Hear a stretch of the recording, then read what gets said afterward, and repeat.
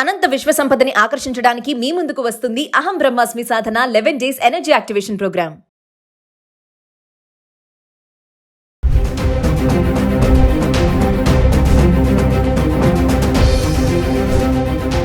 నమస్తే, welcome to Suman TV అండి. ఈ మధ్యకాలంలో పరువు హత్యలు మరీ ఎక్కువైపోయాయి, దారుణమైపోయాయి. ఒక్కటి ఎవ్వరు కూడా తమ గురించి ఆలోచన చేయకుండా మనం ఎందుకు చేస్తున్నాం ఈ హత్య, ఇది తప్పు కదా అనేది కూడా భావించుకోకుండా తమ పర భేదం లేకుండా ఈ పరువు హత్యలు చేస్తున్నారు. ఈ గండిపేటలో జరిగినటువంటి ఒక మైనర్ బాలికను హత్య చేయడం, అందులో స్వయాన అన్నలు, సొంత అన్న, ఆ అన్న ఈ బ్రహ్మయ్య ఇంజనీరింగ్ కంప్లీట్ అయిపోయింది, అబ్బాయికి కంప్లీట్ అయిపోయింది, ఇంటి దగ్గర ఉంటున్నాడు, ఉద్యోగ అన్వేషణలో ఉంటున్నాడు. అతని సొంత చెల్లెలు ఈ అమ్మాయి వైష్ణవి. ఈ అమ్మాయి అక్కడ లోకేష్ అనే అబ్బాయిని 2-3 సంవత్సరాలుగా 10th క్లాస్ అయిపోయినప్పటి నుంచి ఏదో క్లోజ్ గా ఉంటుంది. తర్వాత లవ్ లో ఉంది. సో ఇది 2 కుటుంబాలు, సేమ్ క్యాస్ట్, ఒకే కులం. కాబట్టి వాడు, ఆ అబ్బాయి లోకేష్ కూడా 10th క్లాస్ ఇంటర్మీడియట్ చదువుకొని ఆ తర్వాత ట్రాక్టర్ డ్రైవర్ గా జీవితాన్ని గడుపుకుంటున్నాడు. అటువంటి వాళ్ళకి అంటే కొంచెం తారతమ్యం ఉంది. వాడు జులాయి వెదవా, 10th క్లాస్ చదివి జులాయిగా తిరుగుతున్నాడు, వాడేమో ఏమి లేదు, ఉత్త ట్రాక్టర్ డ్రైవరు. వీళ్ళు కొంచెం స్థితిమంతులు, సేమ్ కమ్యూనిటీ. అయితే ఆ అమ్మాయి వాడితో ఫ్రెండ్షిప్ చేయడం మొదలుపెట్టింది. అది ఇరు కుటుంబాలు గమనించారు. తర్వాత వాళ్ళు కూడా కలిసి ఈ విధంగా చేయొద్దని ఇద్దరిని దండించడం జరిగింది.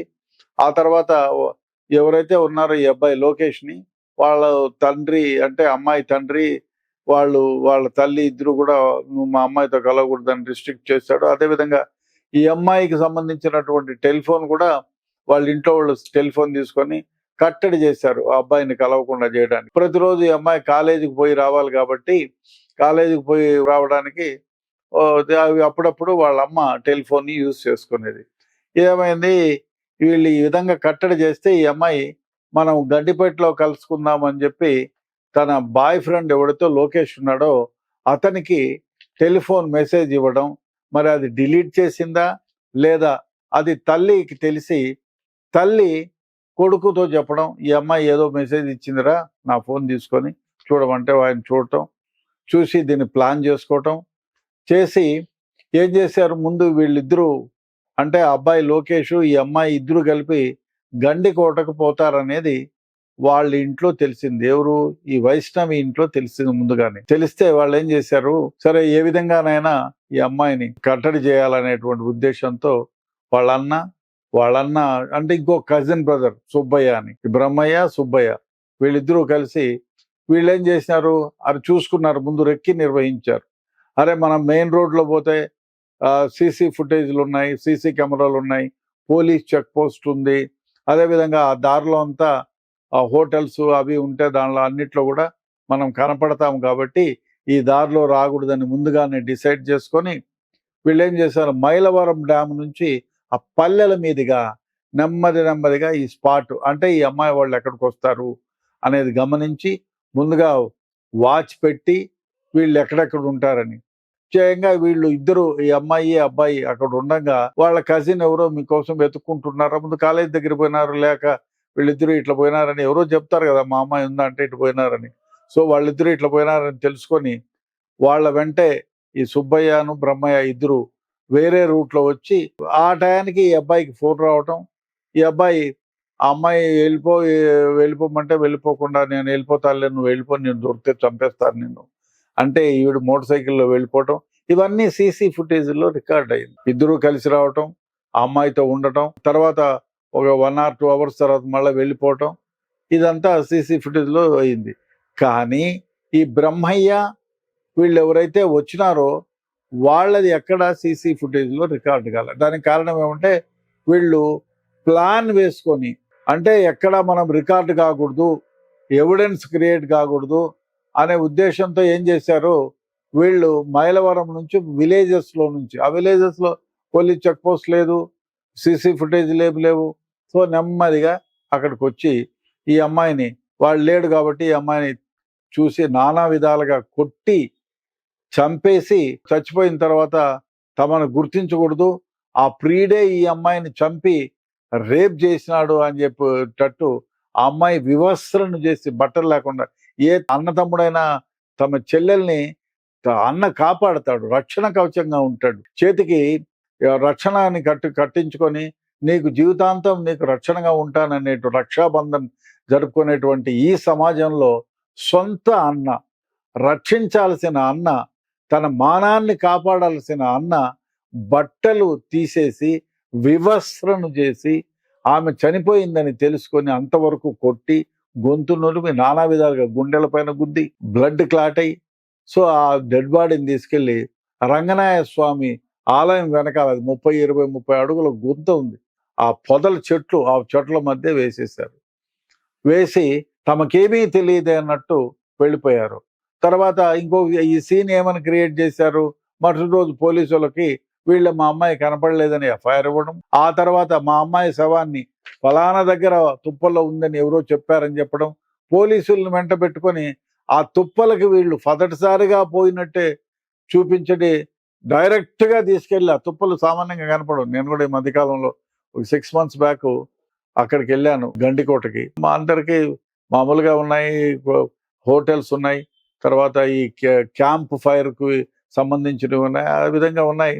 సో అక్కడ రోజు బెంగళూరు నుంచి కానివ్వండి, కడప జిల్లా నలుమూల నుంచి కానివ్వండి, హైదరాబాద్ నుంచి కానివ్వండి, చాలా మంది పర్యాటకులు వస్తూ ఉంటారు, పోతూ ఉంటారు. సో వాళ్ళేమనుకున్నారు, ఎవరైనా పర్యాటకులు తాగేసి గంజాయి తాగో లేకపోతే ఇంకోటో విచ్చలవిడిగా తాగి ఒంటరిగా కనపడిన అమ్మాయిని రేప్ చేసి చంపేసి ఉంటారేమో అనేటట్లు బట్టలు చేయటం, లేదా ప్రీడే ఈ అమ్మాయి అక్కడ లాడ్జిలో అనుభవించి వాళ్ళిద్దరి మధ్య కొట్లాట వస్తే చంపేసి బట్టలు ఇప్పేసి పడేసినట్టు సీన్ క్రియేట్ చేశాడు. సో తీరా సీసీ ఫుటేజెస్ అందరినీ ఇంట్రాగేట్ చేసి చూస్తే చివరికి సొంత అన్న బ్రహ్మయ్య, తర్వాత ఇంకొక బ్రదర్ సుబ్బయ్య, వీళ్ళు అమ్మాయిని అతి దారుణంగా, అతి కిరాతకంగా కాపాడవలసిన అన్నలు చంపేసి అక్కడ పొదల్లో వేసేసి ఒక కథను సృష్టించారు. సో కన్నతల్లి, ఇంకో దరిద్రమైన వ్యవహారం అంటే ఆమె కన్నతల్లా కాదా అనేది అనిపిస్తుంది. పోలీసులు ఎప్పుడైతే క్వశ్చన్ చేస్తే, ఏమండి మా అమ్మాయిని మేము అన్నలు కానీ మేము కానీ ఈ విధంగా చంపిస్తామా, మా కడుపును పట్టిన బిడ్డ వాడే చంపింటాడు, వాడే ఈ అమ్మాయి రానని చెప్పింటుంది మేము చెప్తే అని. సో కన్నతల్లి ఆ విధంగా చెప్పి పోలీసులను కూడా మిస్గైడ్ చేసింది. మా పిల్లలు అట్లా ఆ విధంగా చేయగలరా, మా పిల్లవాడు లేడు, ఎక్కడికో ఇంటర్వ్యూకి అని బయలుదేరిపోయినా ఇట్లా కథలు అల్లింది ఆమె. ఆమె నాకు చెప్తే ఆమె ఆధ్వర్యంలోనే ఈ మర్డర్ జరిగిందేమో అనిపిస్తుంది. కన్న తల్లికి ఫోన్కు రావడం, కన్న తల్లి మెసేజ్లో నుంచి ఈ అబ్బాయి లోకేష్కు మెసేజ్ ఇచ్చింది ఈ అమ్మాయి, చనిపోయిన అమ్మాయి. సో ఇవన్నీ కూడా కన్న తల్లి కనసల్లోనే జరిగి ఉంటుంది అనేది ఒక భావన. ఏది ఏమైనా పోస్ట్ మార్టంలో అన్ని క్షుణ్ణంగా ఎగ్జామిన్ చేస్తే ఆ అమ్మాయిని రేప్ చేయలేదు, అతి దారుణంగా హింసించి కొట్టి చంపి తర్వాత ఈ స్పాట్లో ఎత్తుకొచ్చేసారు. అదేవిధంగా ఆ అమ్మాయి బట్టలు దొరకలేదు సీన్ ఆఫ్ అఫెన్స్ లో కానీ ఎక్కడ కానీ, ఎక్కడో ఇప్పుడు ఐ థింక్ ఇంట్రాగేట్ చేస్తే వాళ్ళు ఎక్కడైనా దాచిపడతారేమో.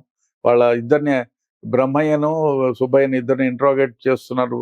కొంతవరకు వాళ్ళే ఈ నేరాన్ని చేసినట్టు ఒప్పుకున్నట్టు మనకు తెలుస్తూ ఉంది.